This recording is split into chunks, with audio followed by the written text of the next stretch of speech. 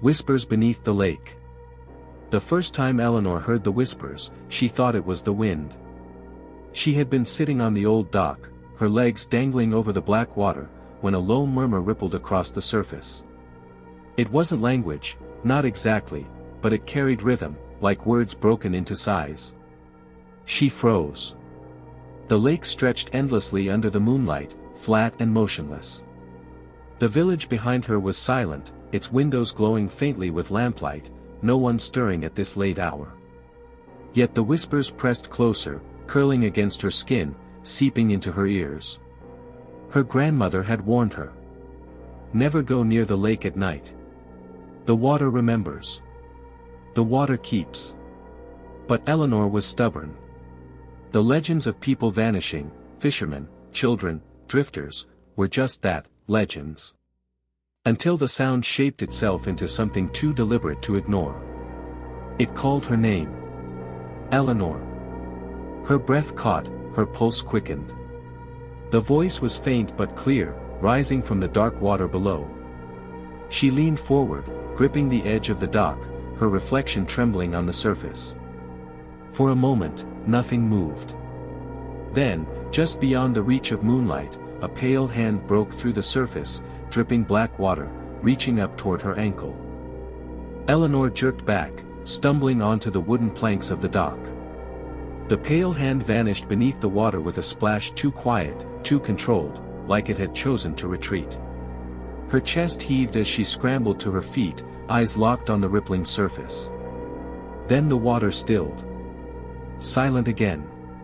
Her heart pounded against her ribs as she staggered backward, whispering to herself, "I didn't see that. I didn't. It was just the moonlight, just." Eleanor. This time the voice was stronger, rising from beneath the dock, vibrating through the planks under her feet. The sound was wet, like words bubbling up through drowning lungs. She slapped her hands over her ears, but the name still reached her, inside her skull. Something moved beneath the surface. A pale face pressed against the water, eyes wide and staring up at her. Lips moved soundlessly, opening and closing like a fish, though the voice was still there, whispering her name, begging. She stumbled back too far, her heel catching on the edge of the dock. She fell, hitting the wooden boards hard. The book her grandmother had given her slid from her pocket, landing just inches from the water's edge. The whispers surged, a chorus now, dozens of voices overlapping, "Eleanor. Eleanor. Join us. The lake remembers." Her eyes darted to the book. Its cover was cracked, its pages yellowed, but the sigil on the front burned faintly in the moonlight, like it was alive. And then, the water began to rise. Not in waves. Not in splashes. The lake itself was lifting, as if unseen hands were pushing it upward, reaching for her. The lake swelled higher, the water breaking its natural shape, forming ridges like ribs, folds like grasping arms. Eleanor scrambled on her hands and knees, trying to reach the lantern she had left on the dock. Her fingers fumbled against the damp wood, slippery, treacherous. The whispers rose into shrieks. Some begged, some cried, some laughed, but all carried her name. Her head throbbed as if the voices were inside her skull, scraping against her thoughts. She grabbed the lantern and spun toward the water, only to see the face again. Closer this time. A pale, bloated visage just beneath the surface, eyes black with rot, lips stitched together by strands of lake weed. Still, the voice tore through, muffled yet piercing. Eleanor. Her scream lodged in her throat. She stumbled back, clutching the lantern like a weapon. The book was still near the edge of the dock, trembling as though alive. The sigil on the cover pulsed in time with her racing heartbeat. She reached for it, just as another hand broke the surface, then another, then another. Pale limbs erupted from the water, clawing at the wood, dripping black sludge. The dock groaned under the weight of them. One hand seized her ankle. Eleanor kicked, shrieking, the lantern swinging wildly. The glass shattered against the dock, fire spilling across the wood. The flames spread fast, orange light cutting through the black water. The whispers didn't stop. They only grew louder, hysterical, desperate.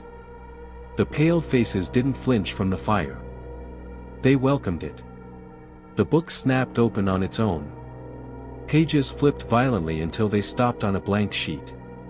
Words began to carve themselves into the paper, black ink bleeding across the page. Eleanor Vance, October 14, 2023. Her breath caught. Her name. Her date. Tonight. And from the water, the stitched lips finally tore open.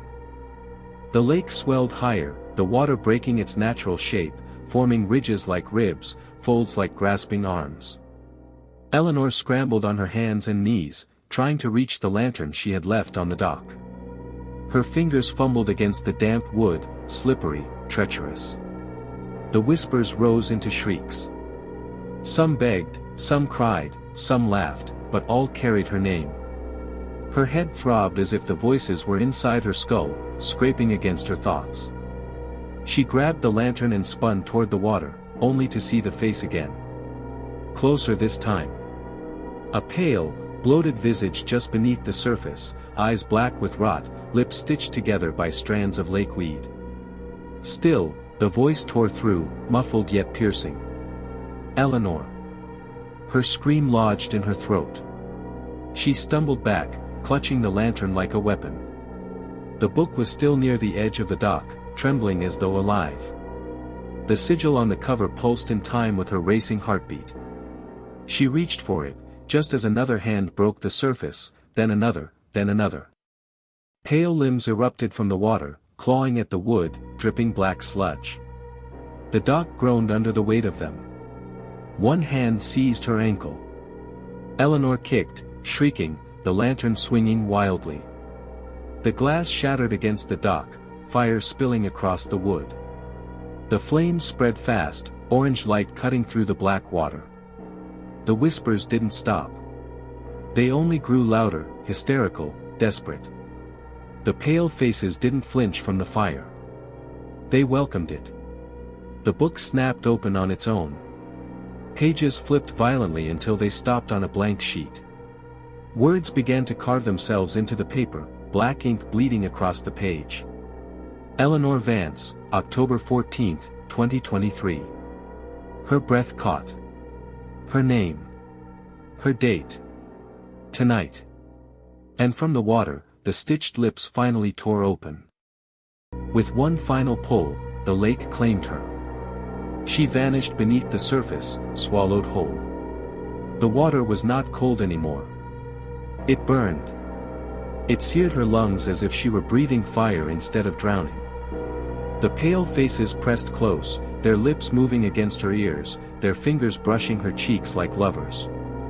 Some were children, some were old, but all had the same expression, hunger. The deeper she sank, the clearer the whispers became. Not just her name. Not just pleas. Stories. Memories. Every drowned soul in that lake poured their existence into her mind. She saw their final moments, their struggles, their betrayals. The lake was not just water, it was a vault. A graveyard of voices. Her body convulsed, lungs screaming for air. She fought, kicked, writhed, but the lake didn't loosen. It tightened. The voices weren't just around her, they were inside her now, speaking through her thoughts. Join us, Eleanor. You are ours.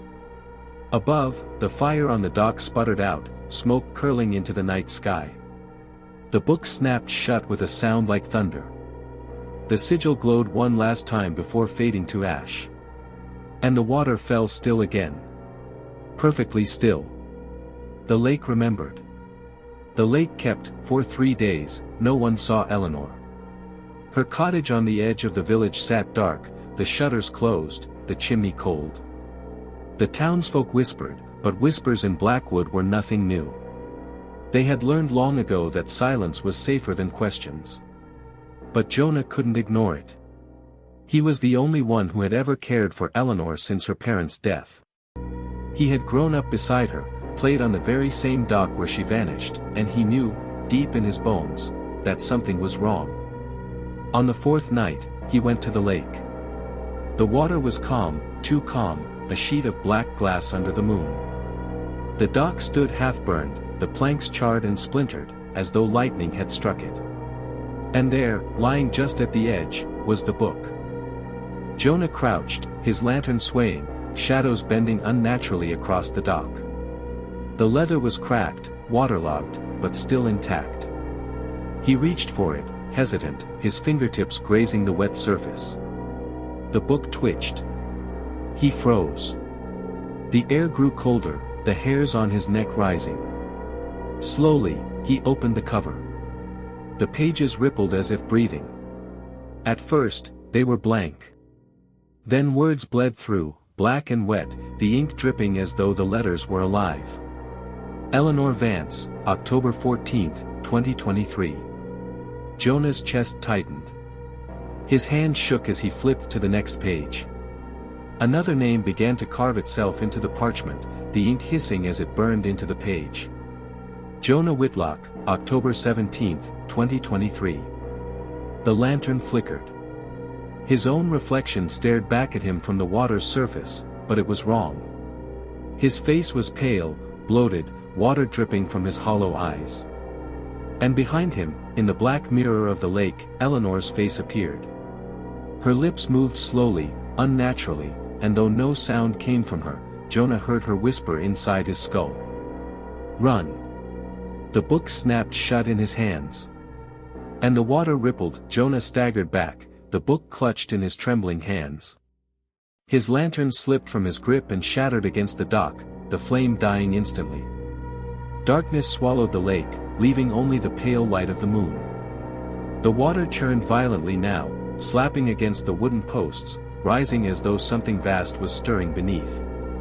Jonah stumbled toward the shore, his boots pounding against the boards. The whispers grew louder, crawling inside his skull, each voice speaking his name with a hunger that froze his blood. Jonah. Jonah. Jonah. He reached the shore and bolted into the trees. Branches clawed at his face, roots threatened to trip him, but he didn't stop. The book pulsed against his chest, almost burning through his shirt. He wanted to throw it away, to leave it rotting in the dirt, but every time he tried, his fingers tightened, refusing to let go. Behind him, the sound of water followed. Not footsteps, not rustling leaves, water. As if the lake itself had uprooted and was crawling after him. Jonah burst into the village square, gasping for air. Lights flickered in windows as doors cracked open, faces peering out, pale and wary. He shouted. "She's in the lake. Eleanor, she's still there." The book. But the villagers only shook their heads, retreating inside, bolting their doors. He heard the locks clicking in unison, like a ritual. They knew. They had always known. The ground beneath his boots grew damp. A dark trail of water spread from the forest edge, creeping across the cobblestones, moving toward him like fingers. Jonah turned and ran toward the church at the top of the hill, the only place in Blackwood that still felt untouched by the lake's corruption. The heavy wooden doors groaned as he pushed them open and stumbled inside, slamming them shut behind him. For a moment, silence. He collapsed against the altar, gasping, the book still pulsing in his grip like a living heart. Candlelight flickered, throwing long shadows across the pews. Then he realized. The church was wet.